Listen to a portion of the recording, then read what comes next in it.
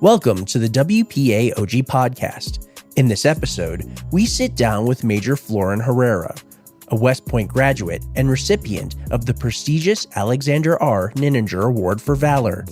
As a member of the elite Scout Rangers in the Philippines, Major Herrera has faced intense battles and led daring missions, earning multiple medals for bravery. Join us as we dive into his inspiring journey, discussing leadership, resilience, and the sacrifices made in combat. You won't want to miss this powerful conversation with one of the true heroes of modern warfare. Please enjoy this episode with our host and 2023 Nininger Award recipient, LTC McKinley Wood. Major Floren Herrera is a 2013 graduate of the United States Military Academy and subsequently moved over to the Philippines to join the military in the Philippines. And you're a part of the Scout Rangers. Did you understand what the history of the Scout Rangers were when you joined it, when you went back to the Philippines? Yes, I do. Actually, the Scout Rangers was founded in 1950s by a West Point grad, Captain Rafael Ileto. And the thing is, so with him founding the Scout Rangers, and expectations like an automatic for Filipino cadets graduating from West Point to pretty much join the Scout Rangers. So most of us, joined the unit. Awesome. And for those that are listening, the Philippine Scout Rangers are one of the most elite organizations in the Philippine military. They can rival our U.S. Rangers here in our U.S. Special Operations, something that we're more familiar with. So, go deeper back into the history of the Philippine military. You think about World War II and those operators then, the soldiers then who fought against the Japanese with U.S. aid. And you think about the sacrifices for a very long time, in the sacrifices that the Philippine soldiers, women and men, have given to their country is phenomenal once you go back into the history of it.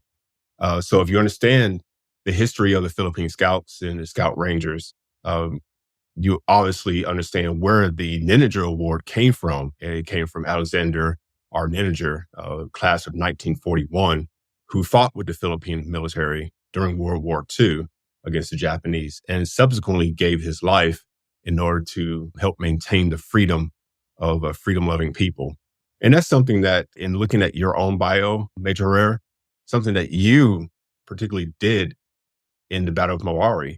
And we'll go into that in more detail, but a little bit more about yourself. You're heavily decorated. You are one of those guys that they look at on posters and say, I want to be that guy right there.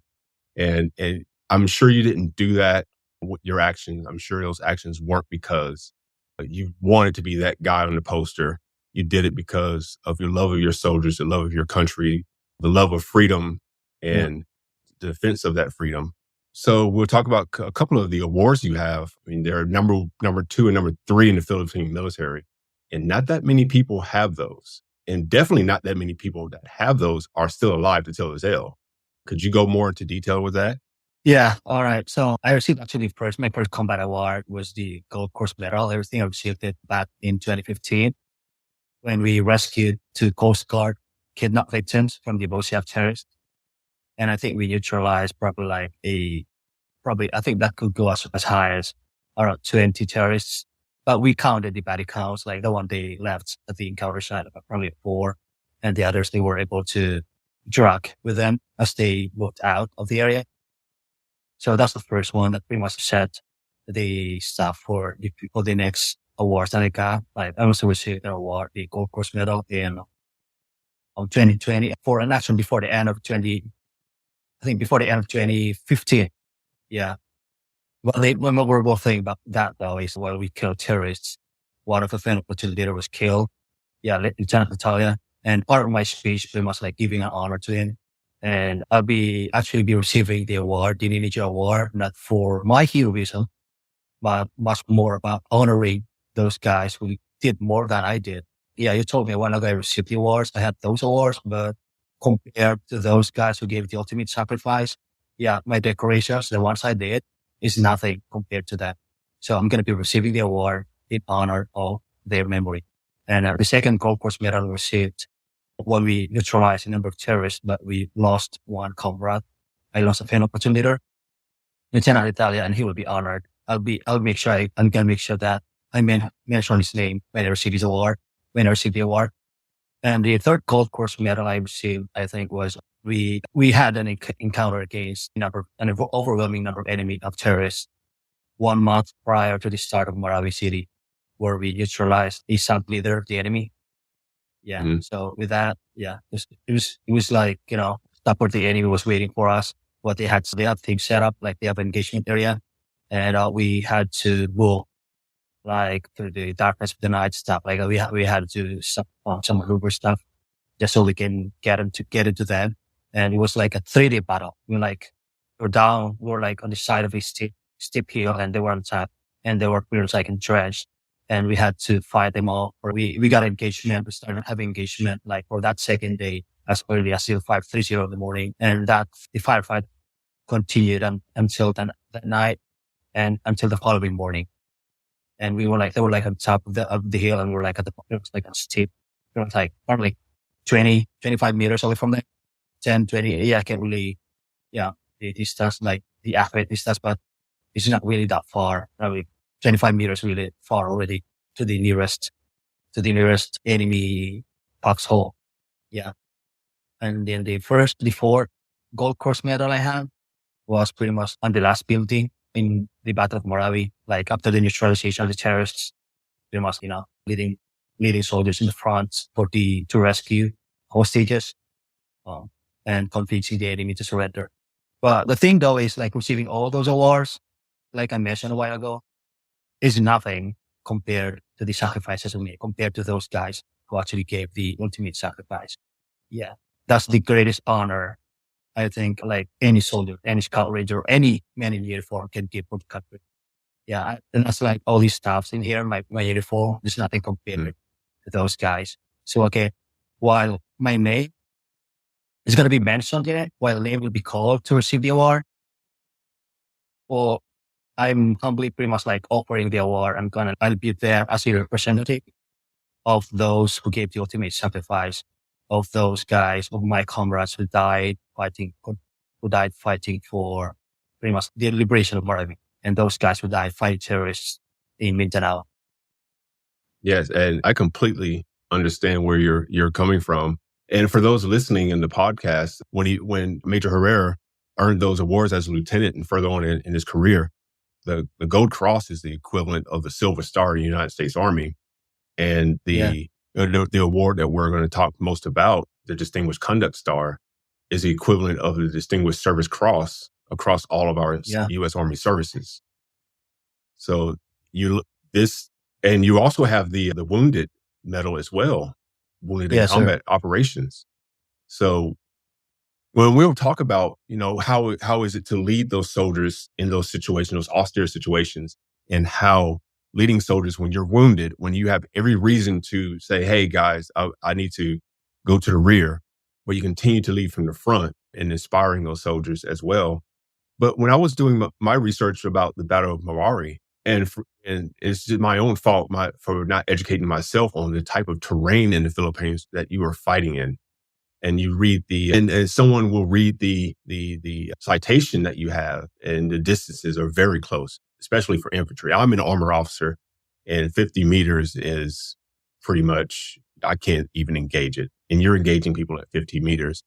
But before we get into that, your time at West Point, and how the West Point experience in particular shaped you from beginning to end when you entered as a plebe, and you, between that time and the time you graduated, how do you feel you changed as a person? I'm sure you're a leader in high school, and I'm sure you're a leader in your private activities, but how did West Point influence how you lead, that you feel that you lead soldiers, and prepared you for leading soldiers in the Philippine military? The thing that I learned at West Point that stick to me very much as a cadet, then that is something that I shaped my service, is leading from the front. And that's what I speak about when I met cadets. Like this afternoon, the APAC cadets, Asian Pacific Alliance Plus Club cadets. And that's what I'm going to be speaking about as I talk in front of the cadet corps tomorrow night, leading from the front. We hear that a lot of West Point, and It's something like, that I also saw as a stuff that gets prioritized in training, like at Butler, CFT, CLDT, all those things. It fits perfectly to how we do stuff in Scout Rangers. In Scout Rangers, we start off as team leaders. I'm not a officer, but started off as team leader when I attended the Scout Rangers training. So as a team leader, we are responsible. If you are a team leader in a Scout Ranger unit, you're responsible for whatever your team does or fails to do. So that means you have to lead by example. You have to lead by on the front. Otherwise, you can't really be sure of the success of your unit if you're leading from behind. And an expectation for Scout Rangers is, with all this stuff that, like, when you report to your unit, you're going to be leading soldiers who have been fighting their whole lives. They've been in the service long after you report. And the thing is, they've had long experiences in combat already. So the thing for you to gain the respect is when you get in there with them, like when you get into combat with them, you got to make sure that you lead from the front. Otherwise, how would you lead soldiers who have been in the service for like long enough, like much longer than your training? How would you expect to lead soldiers like who've been fighting like, longer than your training? So you do that by leading from the front, right? So you gain the respect from that. So it's kind of like, graduating from West Point, where they teach us here a lot about leading from the front, fits perfectly well. Transitioning to Scout Rangers who are leading from the front, it's a standard. It's something that everybody get from West Point, like where we get taught about, where we get developed, or pretty much, instilled into us everything about leading from the front. It fits perfectly well when I reported to the Scout Rangers who were leading from the front is not something that, that is being looked at as a goal of a reporting lieutenant, but much more of a standard, but much more of a stuff that everybody's already expecting that you should be able to do that once you get into that unit. And as through experience and through my own experiences, that leading from the front, that's not just physical courage leading physically from the front. That's mentally from the front. That's leading ethically from the front, morally from the front, and in all aspects, because a person in contact, they will do what the leader does. And if the leader does something that's not ethically, morally correct, or is not physically courageous or mentally courageous, that soldier will mimic the leader.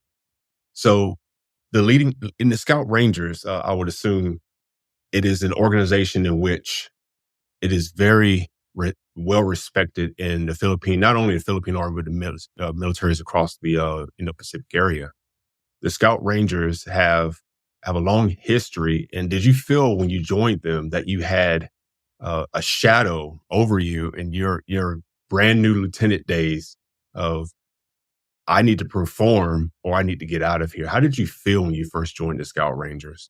Well, the thing though is when I was still a cadet, sir, I had mentors who were Scout Rangers, like my sponsors from the Philippine Military Academy, who is also a graduate from West Point, was a Scout Ranger. And he used to tell me stories about being a Scout Ranger, leading from the front, about leading soldiers, about leading Scout Rangers. So I was still a cadet then, but I was already projecting myself. I was already training. I was already like thinking of being a Scout Ranger platoon leader. So the thing is, with that being said, like with the projection that I wanted to be leading soldiers in the Scout Ranger unit. So I pretty much like optimize. I pretty much, make the most out of what I can learn from West Point, just to make sure that, I can live up to the standards of the Scout Rangers. So I took CLDD seriously. I took CFT seriously.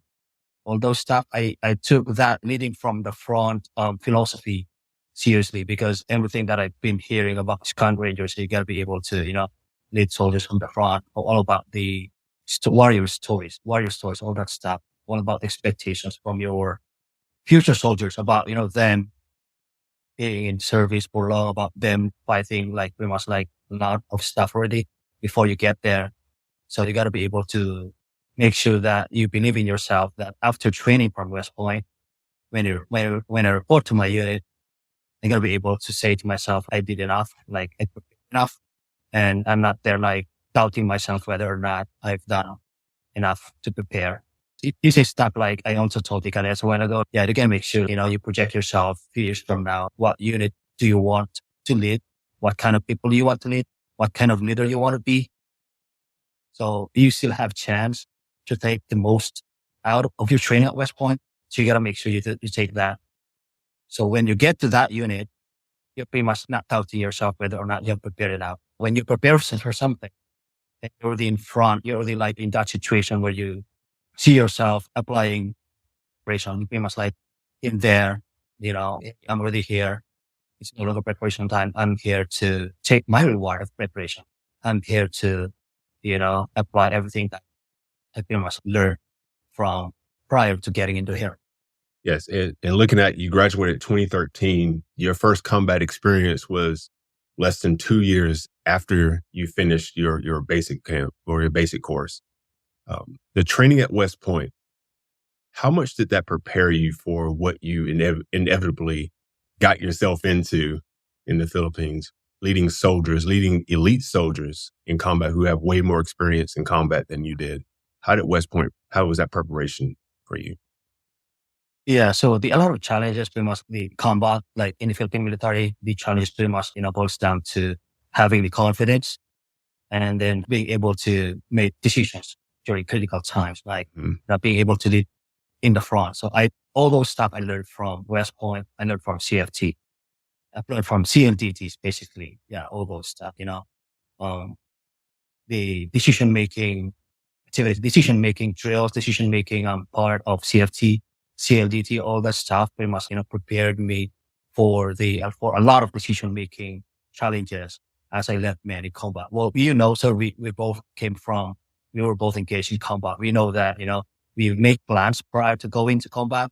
Yeah. However, when we start getting casualties, explosions, all that stuff, plans change, And the only thing that matters now in that situation is decision-making, leaders leading from the front. As you told me a while ago about, your troops looking at you, leading it. Whatever you do as a leader, yeah, that's the thing that they got to be doing, though, in the chaos situations like, there's explosions, all that stuff, where you can't really give commands to your troops because of the explosions going on, because loud stuff going on. And the thing, like, you can still effectively lead your guys in combat because you can still effectively lead your soldiers in combat by showing them how to do it. Yeah, when you keep moving forward, then your guys are going to keep moving forward. When you stop, the guys are going to stop. So that's the thing. And so leading from the front, a lot of decision making. Yes, a lot of decision making. And the thing though is you got to be able to be, you can't really deliver those decisions, can't really do those stuff without being confident. So you're going to be confident to do that. We got to be able to then, part of confidence is knowing that you're prepared well enough for that. And West Point pretty much gave that all to me. Like, it inculcated in me that leading from the front philosophy. It pretty much, West Point pretty much subjected me to a lot of situations where I had to make a lot of decisions, critical decisions with those stuff. Like West Point pretty much gave me the confidence to lead people from the front, lead people in combat because of the preparations we have here at West Point. And I feel that that's one thing West Point does better than any other university, college, and probably many of the other academies. They do better for their cadets is how to prepare the cadets to lead in an environment of uncertainty. If you believe in Clausewitz, the fog of war, how to make a decision when you don't know what the answer is going to be. You have to make a decision, either right, wrong. You can't be indecisive. And that's one thing I feel that West Point does very well still from a academic point of view and from a tactical point of view. And if you know my background, I work at University of Richmond. I'm a reservist now. And I monitor and I see those kids. I call them kids because I'm an old guy.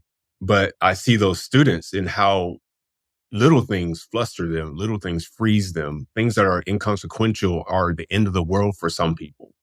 And that's not what you were taught as a cadet at West Point. You were taught from a very early time, all right, here's a problem set, here's a challenge, deal with it, get through it, evaluate yourself, do it again, evaluate yourself, constant evaluation of yourself. And you get to the point where you start trusting your own decision and your soldiers see that. And then you're able to lead from the front because they trust that you have already played this out in their head.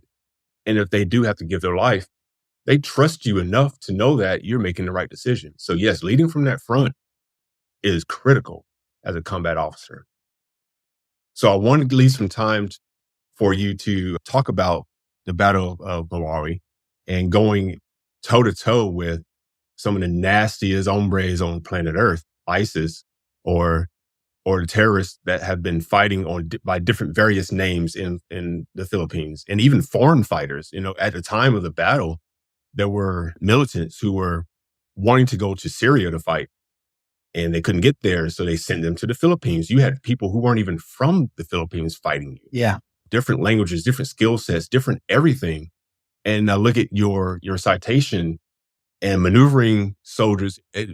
I encourage people to look at the topography of Marawi and look at how close the cities are. And there are 3 bridges, or there may be more bridges, but the 3 main ones that crossing the river. The military control one side of the bridge or the river, and you control and the terrorists control the other side. And you had to fight your way across those, basically a forced wet gap crossing.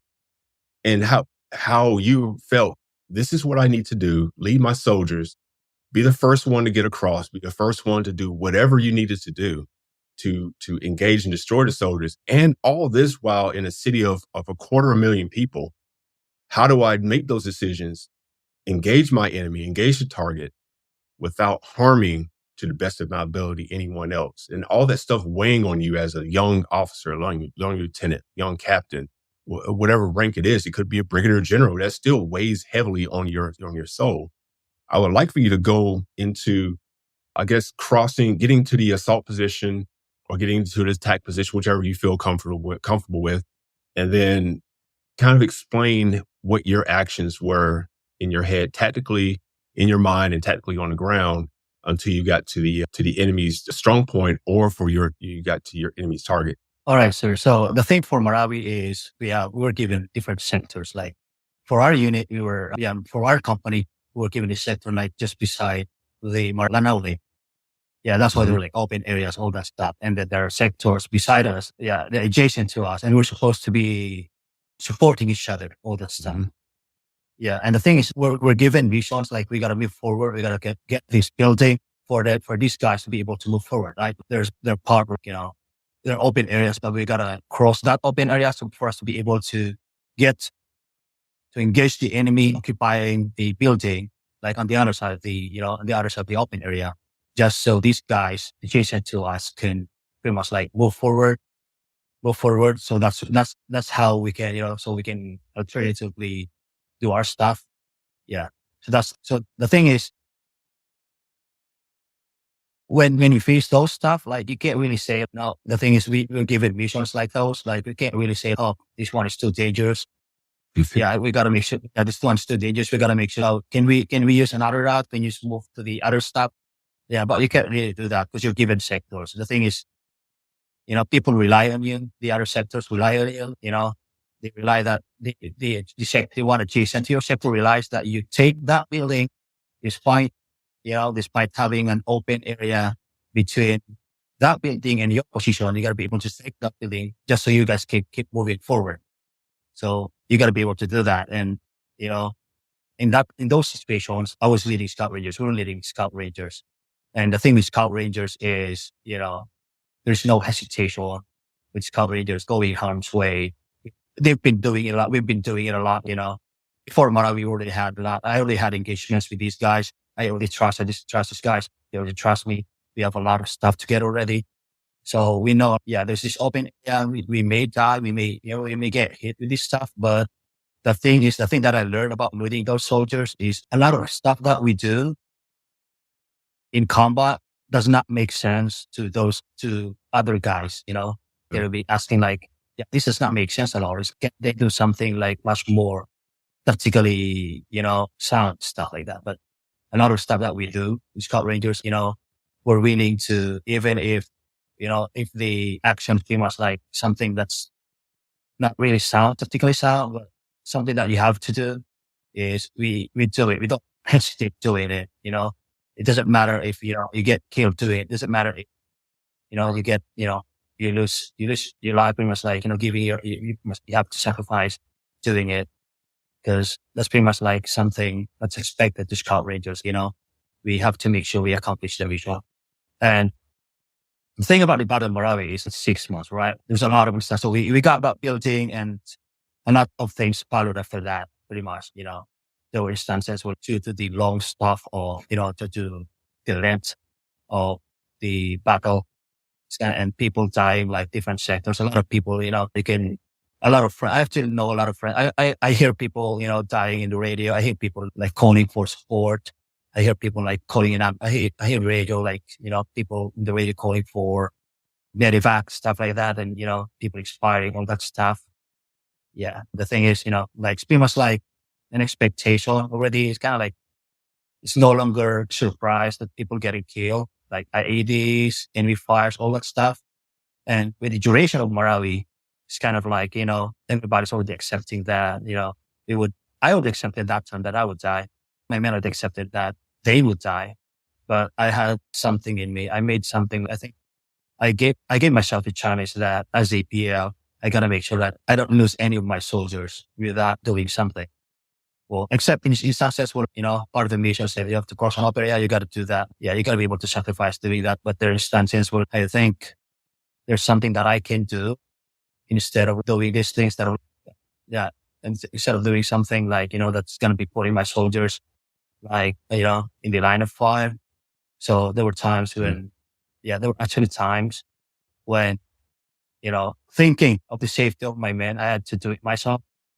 Yeah, there were times for that. I told my guys like, yeah, you guys have to wait for me. I got to cross that one. I got to do this stuff. And if I get fired at, you got to make sure you pull me. You got to make sure you get me out of the kill zone, right? Yeah. And then if I don't get fired at, if I'm like, nobody's, if I'm safe crossing that road and I get to the other side of the video, you got to make sure you follow me. Most of the time, my soldiers won't let me do. Most of the time, they're like, no, sir, you got to trust us. We can do this. We got this. But there were times when, they just let me do it because I insisted, stuff like that. Because I got to make sure I show them too. It's part of leading from the front, like telling your guys, part of inspiring them that when you tell them to do something, there's no excuse of not doing it because they see it in you that you do it yourself. Even if I'm the PL, I shouldn't be I shouldn't be the first one crossing the street and going to the other building. Yeah, there were times that I had to do that just so I can show my men, like, the stuff that I tell you to do, I can do that too.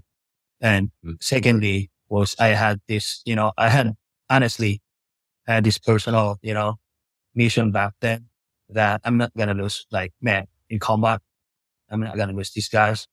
I'd rather, if somebody has to die, I'd let, if somebody has to die, it would be me first. So I had that, I had that principle.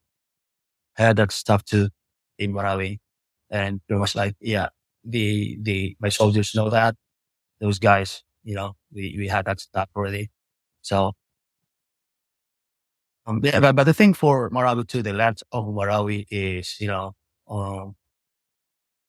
it has to pretty much like effects on soldiers, like effects on people, right? Like the length of it, the fatigue of it, pretty much like sometimes, again, that's why I had to lead from the front. That's part of it. But mostly for Scout Rangers, there were part of people getting too aggressive that, they just want to finish off the fight. So this has been too long already that they're doing stuff, stuff that are no longer pretty much tactically sound. Speaking like that, they're getting too aggressive. They're no longer on the level of the right thinking, that they're just pretty much, they're following their emotions. Like, you got to finish. We're tired. We got to finish this. We're going to move forward. Yeah. Regardless, you're going to die. They're no longer thinking of that stuff. So you got to be able to, as a leader, you got to be able to see that, like, when your men already in that situation, you got to make sure that you control their aggressiveness, that you got to make sure that they're moving forward, not because they're moving aggressively forward. They got to make sure that when they aggressively move forward, that's still part of something, part of the mission, and not because it's something that, they're already like losing their patience and they just want to finish off the fight already. And that's pretty much, at the end of the day, when you do that, it's more, instead of actually getting the mission accomplished, you're more like, getting people killed and not really gaining at all.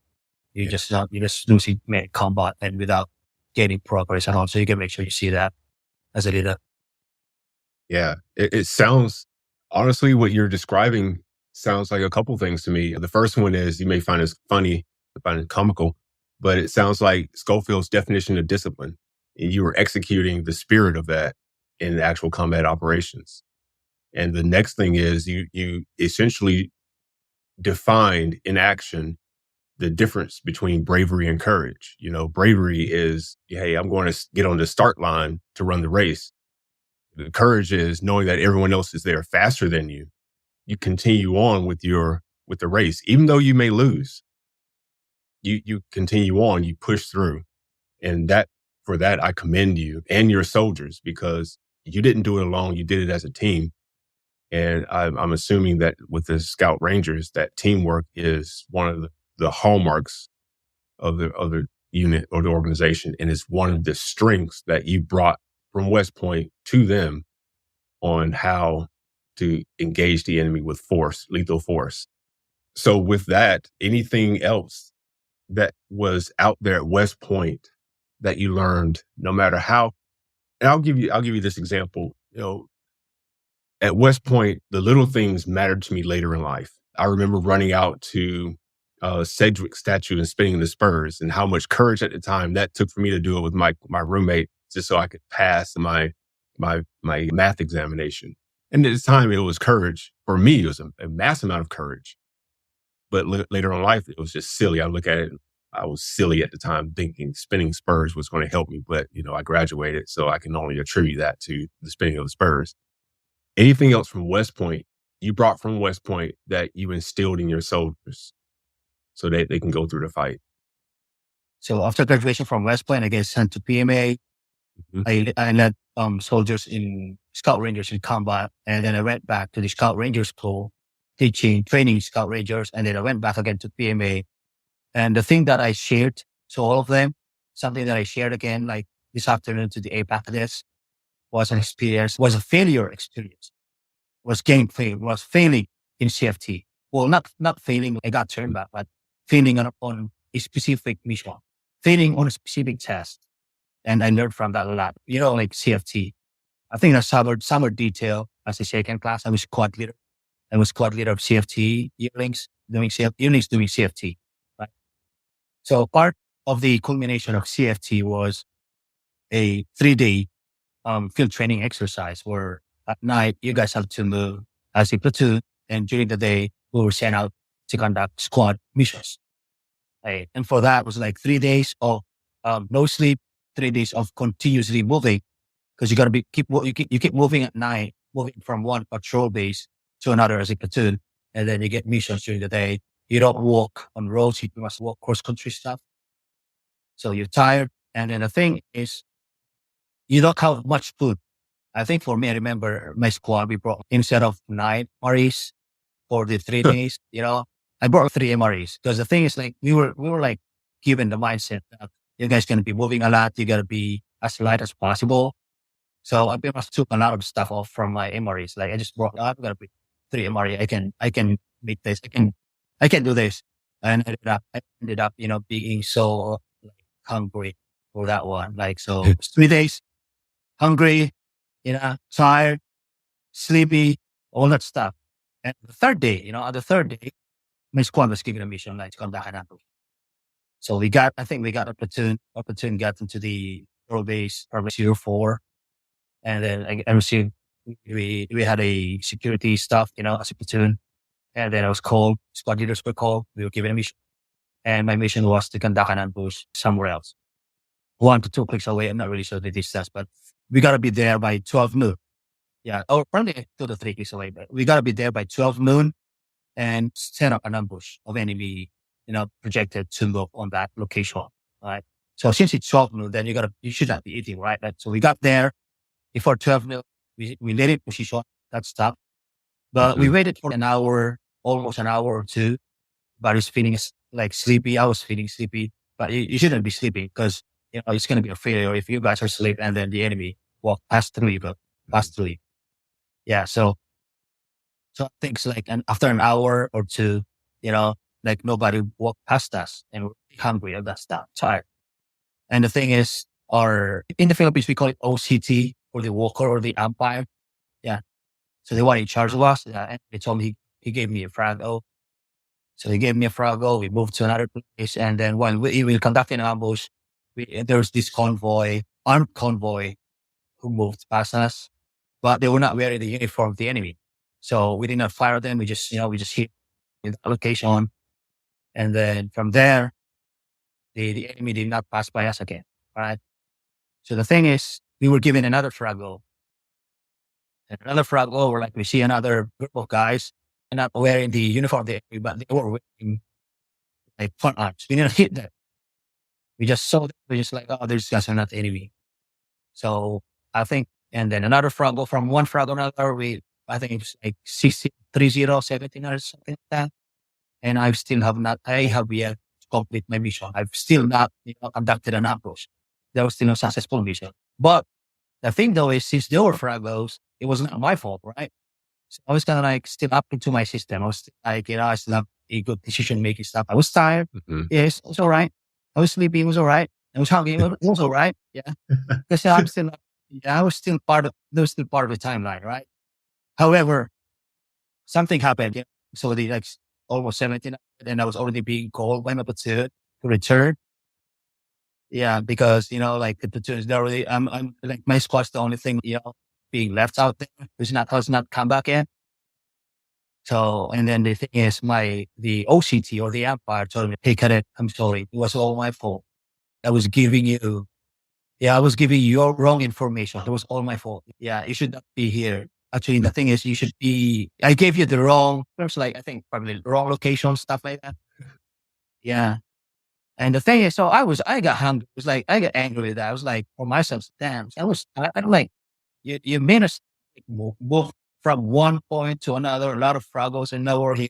And you said to me, everything was messed up. Something like that. I didn't tell you that, but that was my line of thinking.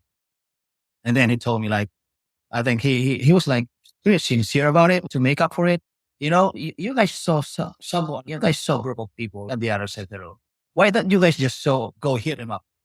Why don't you guys just go destroy those guys? I was like, because he was sincere about, trying to make up for it, for his fault, just so we can complete the mission. Just so you guys can complete the mission, you guys just hit those guys and we can return. Without a second out, I called my guys. I got my fire team, alpha team leaders, my team leaders. Also like, all right, this is our mission. We saw guys on the other side of the road a while ago. Yeah. So fire team alpha, you got our side of the road. Fire team Bravo, you stick with me. Okay. We move there and you guys wait for our signal before we assault the enemy, before we attack. And then we did that. And we fired the enemy. We fired at them. Those guys, they start fighting too, but not against us though. They started fighting on another direction. But yeah, that was weird, but I did not notice that by that time. We assaulted their position. And when I reported them, and then we conducted security, right? And when I reported out the radio, I said, we have 5 enemy killed. And when I said 5 enemy killed, the Empire cut me off and said, are you sure? He cut me off and said, are you sure? That time, it dawned on me that these guys are not enemies. These guys are not. That's why we passed by them a while ago. That's why we did not fire them. So you see, it was like everything was a scenario. I didn't understand that. Everything was like shit. It was like I passed the part where we didn't hit them and stuff.